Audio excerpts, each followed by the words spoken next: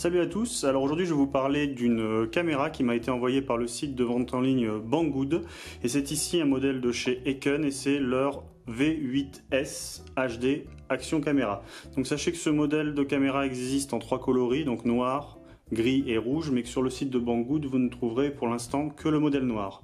Donc au niveau des caractéristiques et de ce qui est marqué sur l'emballage, donc cette caméra filme en 4K, alors en 25-30 images secondes. Elle est d'ailleurs équipée d'un capteur Sony et d'un stabilisateur d'image. On a ici aussi le mode appareil photo qui peut prendre des photos jusqu'à 14 millions de pixels. Elle est comme souvent équipée du Wi-Fi. Elle a donc deux écrans, un devant et un derrière. À noter que celui qui est derrière n'est pas tactile. Elle a un écran large de 170 degrés et elle est équipée d'une batterie lithium de 1500 mAh. Alors au niveau des données constructeurs, elle est annoncée cette caméra avec une autonomie de 50 minutes en 4K 30 images secondes, mais sachez que pour ma part j'ai essayé de filmer en 1080 60 images secondes et que j'ai filmé à peu près 1 heure 2 minutes. Voilà. Elle est équipée aussi au niveau du logiciel de la langue française, ce qui vous permettra de l'utiliser plus facilement.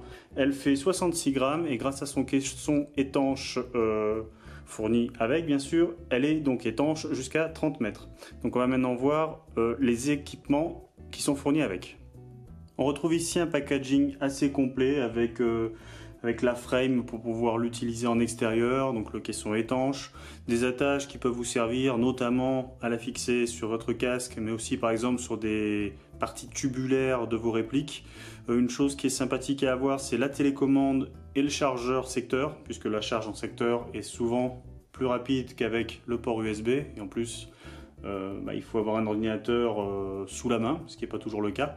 Voilà, donc un packaging assez complet, mais qui reste quand même dans la moyenne de ce que l'on voit aujourd'hui, toutes marques confondues.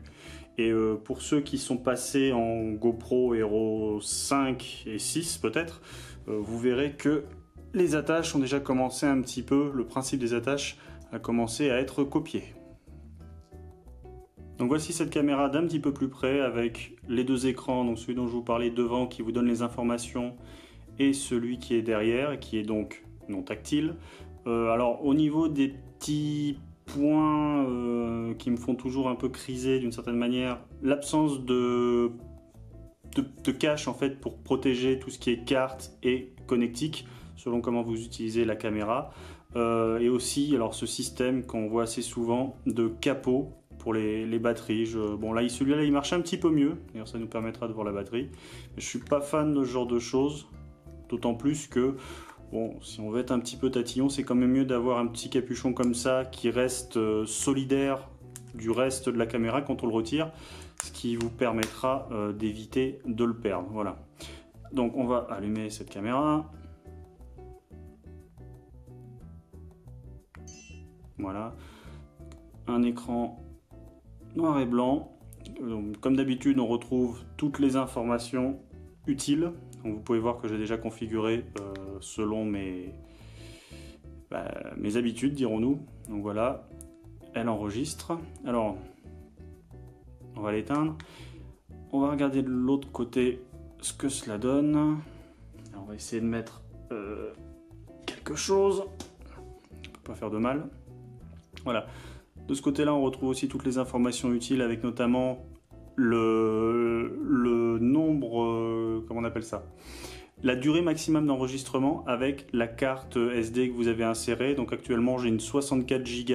J'ai testé avec une 128, ça marche. C'est pas toujours le cas, mais c'est bon à savoir si jamais vous devez justement acheter une nouvelle carte. Alors, autant investir si vous avez une promotion dans une 128 plutôt que dans une 64. Voilà. Donc après, pour le reste, on retrouve quelque chose un petit peu... Alors là, c'est pour la connexion Wi-Fi. Voilà. Le mode... Oups. Le mode photo. Et enfin, tout ce qui est...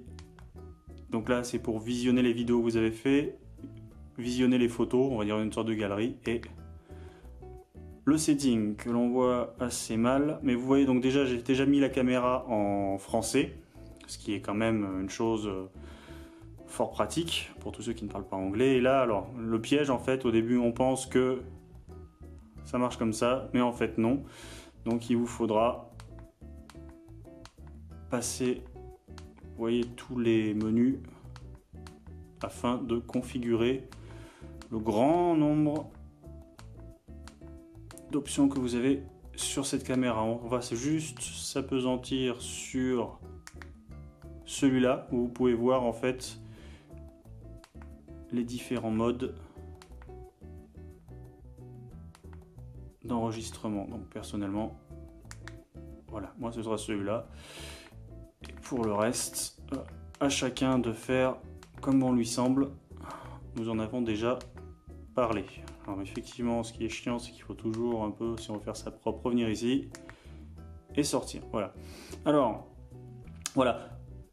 Vous avez vu déjà pas mal de vidéos de présentation de caméras de ce type sur ma chaîne. Donc, vous savez, si vous les avez regardées, qu'elles sont quasiment toujours toutes identiques. Dans, on va dire, allez, 95% de leur fonctionnalité, voilà, là je ne l'ai pas précisé, mais on a ici une GoPro-like, hein, comme d'habitude. Alors ce modèle-là, il a une particularité, et malheureusement pour Eken, ce n'est pas une particularité à son avantage. Peut-être que les plus observateurs l'auront remarqué. En fait, alors aujourd'hui, des fois, je peste sur les nouveaux modèles de caméra, les derniers modèles, parce qu'on a une lumière devant pour vous indiquer que vous filmez, si vous vous filmez. Vous avez une lumière derrière qui clignote, une lumière sur le côté, etc., etc., etc. Et bien là, bizarrement, sur ce modèle-là, on a 0 lumière. Et donc, du coup, la problématique qu'on a, alors moi, je trouve vraiment que c'est fâcheux. Voilà, pour rester poli. Quand vous branchez avec ce magnifique câble et cette magnifique prise votre caméra pour la recharger, en fait, l'écran ici ne s'allume pas et vous n'avez absolument aucune idée de la durée que va prendre la charge. C'est-à-dire que vous n'avez pas un petit voyant qui vous montre une portion de la batterie, enfin un tiers plein, 2 tiers plein, 3 tiers plein et après full. Il pourrait écrire full là sur l'écran. Ou alors vous n'avez pas une lumière qui clignote par exemple pour vous dire en charge, et quand ça clignote plus c'est chargé. Donc en gros, que vous la laissiez 10 minutes ou que vous la laissiez, soyons fous, 10 jours branchée, vous ne pouvez absolument pas savoir. Alors je ne sais pas combien de temps prend la charge, hein, je pense que ça ne doit pas dépasser 3 heures, mais en gros du coup, quel que soit l'état, si vous la chargez et qu'elle est à 50%, bah moi je la laisse 3 heures pour être sûr qu'elle est complètement chargée, je ne m'amuse pas à faire des calculs. Donc ça c'est vraiment quelque chose de dommage. Voilà. Alors après c'est juste à prendre en compte, hein. Il y en a que ça ne va pas gêner. Moi personnellement ça me gêne. Voilà. Donc maintenant que l'on a fait un tour assez complet et assez... bon, on va pas dire méchant, mais c'était quand même, ça reste une bonne caméra, mais bon bref, c'est quelque chose de fâcheux. Donc maintenant qu'on a vu tout ça, on va pouvoir un peu plus s'attarder sur les tests vidéo.